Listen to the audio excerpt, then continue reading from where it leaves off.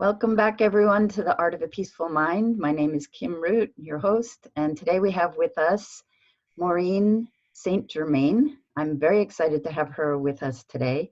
She is a prolific author and teacher. She's been teaching all over the world internationally, including China and Taiwan and the United States. And she has a best-selling book that is called Waking Up in the Fifth Dimension. Waking Up in 5D. It has been voted a best-selling book across the United States. I'm sure in other countries also. It's been translated into many other languages. Was at the top. It was voted that by independent booksellers and stayed at the top 10 for at least 2 months, I heard. So I'm so excited to talk with her about the fifth dimension and how it relates to peace. And welcome, Maureen. It's so nice to have you here with us. Thank you. It's my pleasure to be with you. And I'm so grateful to be part of your program. Thank you. Could you speak up a little? I can't. Yes. Is that better? Yes. Okay. Great. Yes. Thank you for having me. I'm so happy to be here with you. Be part of your program. Yeah. So could we start by talking about what 5D is? Would you explain your definition and experience with it? Absolutely. So as a mystic, I spend a lot of time in contemplation and meditation. And for many, many years, over 25 years, I taught a specialized form of meditation. So I became very good at this. And a lot of information came through as a result of being connected on a regular basis and being available to receive. So we think of third dimension as the life we live now, and fifth dimension is where we're going. And what that means is humanity is making a big shift, and it's coming, people are getting information in all different directions on the new program, if you will. In the book Waking Up in 5D, I say that there isn't new rules, it's a new game. So it's like switching from football to soccer. They look the same. Some places they call them both football, but they're dramatically different. One is a gentleman's game and one is a rough and tumble game. So it's a good metaphor. So third dimension is the stuff that we're currently living with that we're trying to move ourselves out of. And certainly this peaceful and peace movement is very much a part of that. 5D, though, is a place where you wake up or you exist in an environment of such contentment and peace that your reaction to events and situations is of interest, it's loving, it's supportive, but it's not reactionary. You don't have the need to get mad because somebody broke your favorite glass. You go, oh man, you just don't have that support for that. So a way to know that you've been 5D, and everybody, I believe most everybody who would be listening to your call has been 5D, is to think of something that they use, but then they put away. So let's say you have readers, and maybe you have a favorite pair that you use at your desk, but you also tuck them away in a shelf so that they don't get lost or misplaced. So you put them away and you go off on your errand and you come back and you decide you need to find something and you need your readers. They're not there. And you're all anxious about finding them because you're in a hurry and you have to get back out. And you finally give up and find an alternate pair. And you put those on, you take care of that, then you go do your errand and you come back. And you're feeling happy because you finished what you were accomplishing, or what you wanted to accomplish. And you subconsciously put your readers away in this place that you always put the favorite ones. And they're the favorite ones. And you think to yourself, how can that be? I looked in that cubby, I looked in that drawer, whatever it is, and they were not there. How come they're there now? And the answer is, in 5D, you're in a place of peacefulness and non-agitation. In 3D, you are available for agitation. You're available for polarity. In 5D, there is no polarity. It's only unconditional love. So the location of 5D is a vibrational data set, And all of us are slipping into 5D and back again. Now, initially, I thought when my stuff disappeared, it was going somewhere, and I would ask, where's my, whatever my important stuff is. And I would be told, well, it's, in this higher dimension. And I would, because I was a mom and I had kids that would often, take the favorite kitchen scissors or something. I said, well, I want it back. And then I think I'm being a little rough here. Thank you very much. It's kind of softened my attitude. And sure enough, it would show up. But one day when I put it down, I didn't ask where it was. I asked, what's going on? Mm. And that's a whole nother story about how to connect with your higher self. And that's another aspect of one of my teachings. But that's the question I asked, what's going on? And what I was told was, Maureen, you were in a higher dimension when you put it down. That had not occurred to me. I thought we were sending our stuff ahead because we were going to be fifth dimensional, kind of like monkeys in space. I know it sounds kind of funny, right? But I thought my stuff was going ahead. I didn't know I was in that vibration set when I put it down, which is why when I came back in the nervous or worried energy, I couldn't see it. It wasn't there. Because I believe the dimensions are nested. And so we're sliding between them all the time. And what we're doing is we're moving into this place called fifth dimension. And that's our new normal. Right. So when I guess it's interesting the way you talk about it, because when that's happened to me, without that connotation of 5D, I think, I was being absent-minded or it must be somewhere, so. And this is a very important thing for someone to help maintain peace. And that is, instead of judging yourself, senior moment, I'm getting, right. Distracted, or, so the phone rang and it's their fault, whatever it is. Instead to say, I wonder what's going on, because it's happening. And the thing is, if it's happening to you, it's happening to tons of people. Everyone who's listening probably has had this happen. And what a concept to know that you've already moved into the higher vibration and you've been there at least one time in the experience of not being able to find something and then have it land exactly where you left it. Excuse me. Spiritual teacher friend of mine had a beautiful emerald ring that she was very fond of, and she came home late one night after partying and threw the ring in a dresser drawer because she didn't like to leave it out. And then the next morning went to put it away and couldn't find it. And every time she opened that dresser drawer, she looked, and she knew it was there. She was sure she'd put it there, but she couldn't find it. So she finally gave up. She finally said to herself, okay, I guess it's gone. The next time she opened the dresser drawer, it was right there. Because she stopped being polarized. Where is it? Where is it? Where is it? Instead, I wonder. So when we move, whenever we're in a place of what I would call agitation, and this has to do with the work you do with peace, to ask yourself, I wonder, instead of assuming that you already know the cause, to say, I wonder, because everything's changing.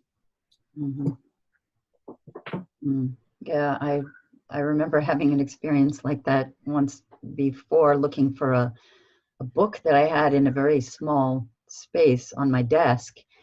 And my mind was getting crazy and thinking, where is it? Where is it? And then I remembered to come back into my body and I just focused inside and turned around and it was right there. So, yeah. I think you had, when I was watching one of your talks online, you had an interesting experience with your son around that and something in his backpack, right? Oh, yes. That was really the first time I believed it for myself. It's one thing to have, to be a mystic and have these mystical experiences and kind of validate yourself. And, everybody around you thinks you're a little woo-woo anyway, so you don't tell too many people. But when it happened to him and he put something in his backpack, he came into the house, threw his backpack on the floor, put something in the backpack, came in the kitchen, gave me his story, and then here, Mom, I'll show you what I'm talking about. He goes back and he opens his backpack, and whatever it was not there. He pulls everything out of the backpack, and I say to him, oh, honey, just put everything back.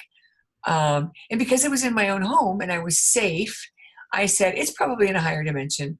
we'll just ask for it to come back. You come in the kitchen and finish your story. Now, he's 16 years old. Can you imagine what my 16-year-old, my mother is really wacko, but she's nice. She's listening to me. So I'll just do what she says. And then when he finished the story, I said, okay, so go back and look and see where it is.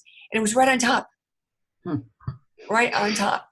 And that's when I knew for sure that I wasn't making it up. So then in my workshops, I would start asking people, you having this happen? You have this experience? And everyone was saying, yeah.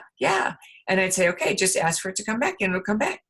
And then, as I began teaching people about the higher self connection, and I discovered that there's really only one question to ask your higher self, and that is what's going on. Once you finish my protocol and you're ready to, kind of figure out what's going on in your world, when you ask the what's going on, or you stay in wonder, what happens is the universe gives you the full story.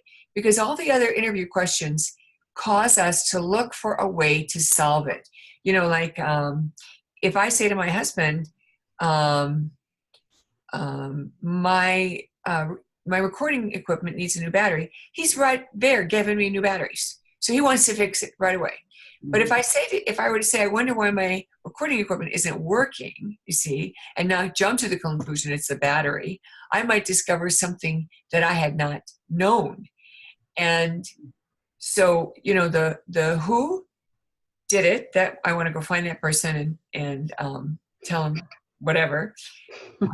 When was this done? I want to figure out, well, if they're eating snacks at 5:30, they're probably not going to eat dinner at 6. Why? Maybe I didn't put out enough fruit. So that's, of course, they're eating all the junk food around. Let's see, who, why, when, where, how. How did this happen? So these are all things that the human mind wants to then go solve. But when you ask the what question, it's completely open-ended. Mm-hmm. So asking what's going on whenever anything strange, unusual, weird happens actually empowers you to receive an answer. And you might receive the answer right away, or you might receive it, when you're cooking soup and you're not thinking about it, just kind of filters in because you're not resisting anymore. But the what question is extraordinarily powerful. So that's and it helps you stay in peace because now you're not trying to fix it, you're trying to discover it. Right. So what you're saying is just asking the question, what's happening or what's going on, opens you up to a possibility rather than getting frustrated and tense about it or tight and looking for somebody to blame. Right. Exactly. And think about this. I'm still, a human being in a body, and it had never occurred to me that I was moving into a higher dimension when I put it down. It wasn't until I said, what's going on, that I was told, Maureen, and my guides came in and said specifically to me, Maureen, you were in a higher dimension when you put that down. And that was like, oh my gosh, I've got all these students this is happening to. That means it's happening to them. That means we're all sliding into 5D and we didn't even know it. So could you talk a little bit more about what this has to do with peace in ourselves, peace in the world? How do you see that? What is the connection? Well, in 3D, we have polarity. We have good and bad. We have hot and cold. We have, the best, the worst. We have lots of labels that are very polarized. It's hard to be peaceful when you're polarized. So the thing that we have in common is you, with your work and the peace movement, is creating a matrix that becomes the new normal, which is a direct match for what 5D is. Because 5D is a zone of unconditional love. It's a zone of tolerance. It's a zone of allowing. It's a zone of unconditional love. I remember early in my career when I was with one of my teachers, and they invited us to do something that was a little bit, I'll call it risque, and nobody did it but me. And I went back to my teacher later because I was kind of embarrassed that I was the only one who chose to take that route.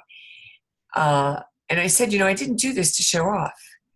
And he looked at me and said, Maureen, it would be okay if it were true. And I thought, That's so cool. He loves me that much, and he's so allowing that even if I was being a show off, it was okay. Mm. And what a concept to know that no matter what you do, it's okay. It's almost like it's the grandma choice, you know? What would grandma do? Grandma would smile, right? Grandma would laugh. Grandma doesn't have to, wash the clothes if he gets them dirty. She just has to change them. That's easy, you know? Mm. So it's kind of like, what would grandma do? It's kind of a cute way to put it.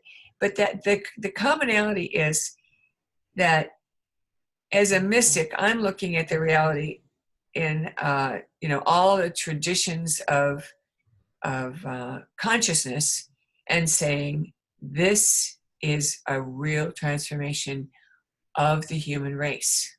And the peace movement is a natural outcropping of this transformation. And it's another way to create 5D. Mm. Not the only, because there's more than one way to create 5D, you see. And this would be one way. So when you're talking about this, I'm thinking about, you're talking about creating, and then you're talking about the space opening, right? So there's two things. It seems like you're saying there's two things happening. One, the space is opening, and the other is that we are creating it, and it's both happening. Is that what you see? Yes, and that's a good observation. We don't create in a vacuum. We have to have a boundary of some sort. So that's why we open to it. The artist has his canvas, the farmer has his field. You don't just create randomly. You have, a space that you defined.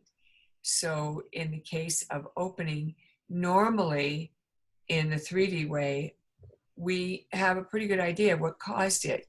I have a cold because I didn't wear a coat last week when I should have. I'm feeling lousy because I ate junk food last night for, a snack. I mean, we make these cause and effect relationships all the time. Mm. That is us at the ego level or at the personality level, looking at our life or looking at our experiences and labeling them in a way that we understand. And while that was useful when we were choosing to be in a polarity reality, now that humanity is moving into this place of unconditional love and acceptance, there is no need to retain that energy. So the benefit is that if you come into this with this capacity and tools to be peaceful, you get to ride the wave of 5D without working so hard, because the wave is coming in and everybody's going to be transformed. It's kind of like there was an old radio show that I used to listen to in Minnesota called Prairie Home Companion, and he called it Ralph's Pretty Good Grocery, and he said, if they don't have it, you don't need it. It's kind of like that. It's like the waves, it's everything you need is going to be in 5D. And if we will unhook from our need to be right, from our need to be the victim, from our need to be validated out there, and we get the validation within or from the divine, if you're a mystic like me, then it doesn't matter what somebody else says or thinks, because we can love them anyway. Mm. So one of the things that that I found attractive about your book is that even though this seems like a very mystical, or for some people strange or not easy to understand subject, your book seems to have a lot of practical steps and tools to help people to recognize and to grow into this new space. Is that right? That's right. And I'll give you some examples, and you're absolutely right. It is a hands-on book that everybody who picks up goes, oh, wow, now I get it. And I'll give you an example. You know how I'll call it the water cooler discussion goes on. And if somebody starts using a bunch of expletives, you find yourself cringing. Mm-hmm. And you kind of like get away. You don't want to be around that. But what if And this is what happened to me. I was cringing over ordinary words that were polarized. This is good. This isn't right. This is bad. I don't like this. And I realized if I was being that sensitive, that I was literally, my guidance was teaching me that we could consciously choose to use words to describe things that didn't contain pejoratives, didn't contain that charge. So, for example, one of the biggest ones that people do everywhere is they say, I have to. Now, when you say, I have to pick up the kids, I have to meet my husband, I have to write this report, I have to do this interview, what you're doing is you're giving your power outside of yourself. And, you know, so someone else is going to take that power. And there's going to be a situation, or you're going to create where someone has power over you. And then you feel, you know, then you are a victim. So when you choose to stop using the I have to phrase and reframe whatever it is you want to say, I'm meeting my husband for dinner tonight. We always have such a great time. I like picking up my kids on time because they feel loved and treasured. They're not the last one to leave. Mm. You see, those things then validate what my purpose is, and they give power to me. So what happens is then I actually get more of my own energy back. And that empowers me to make choices, to even be more powerful in my choices. Because when we're weak, we don't always make the best choices. But when we're strong, it's easy. You know, it's like when your willpower is strong and you're on a diet, no problem if somebody offers you something you don't want to eat. Just say, no, I'm not interested in that. I'm on a diet. But when your willpower is weak, oh man, it looks pretty good. Maybe I'll just have this one little sliver, you know, like that. So what happens is when you bring more of your own power back by keeping your power here instead of throwing it outside of you, you have more strength to do anything you decide you want to do. Mm. It's amazing. Right. So, yeah, the strength helps you to, the strength and the power helps you to manage things very naturally. Exactly.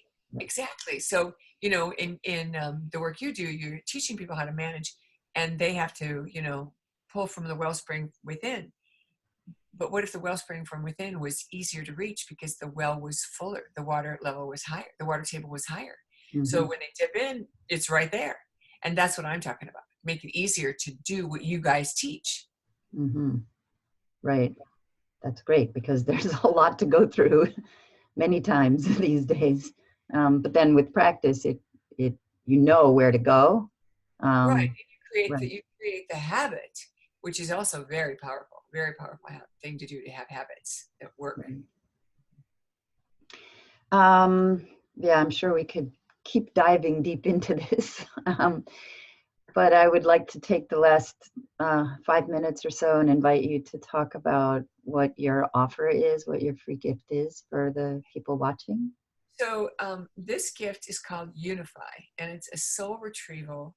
It says soul retrieval meditation on the package, but it's really a series of meditations that you do over the course of an evening and then the following day. Now, in the Native American tradition, soul retrieval is a practice where you maybe have been through a traumatic experience and you left a piece of yourself. So, you know, we know about animals that will cut off their foot if they're caught in a trap. Mm. And humans do that as well. They cut off a piece of themselves when they're trapped in their sad emotion to get out of it. They don't have to process it all, and they just kind of separate from a chunk of themselves.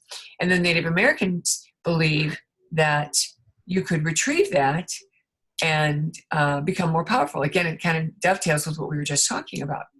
So I studied with Sandra Ingerman, her work, for a number of years, and then forgot about it. And then I had a very traumatic experience where my sister died in a car crash, and you know, she left 3 kids behind, and it was pretty heavy duty. Mm. And I asked my angels and guides what to do, and they gave me this process. And after I did the whole process, I even quit. I canceled all my workshops for 3 weeks, you know, and really allowed myself to grieve and go into it. Now, at the end of this, they gave me a very specific process to do, and that's what this particular data set is. You play a meditation at night as you're getting ready for bed, and this is just the setup to tell your inner self to go and retrieve all those lost parts. And you go to all the places that you have been that had you'd left something behind.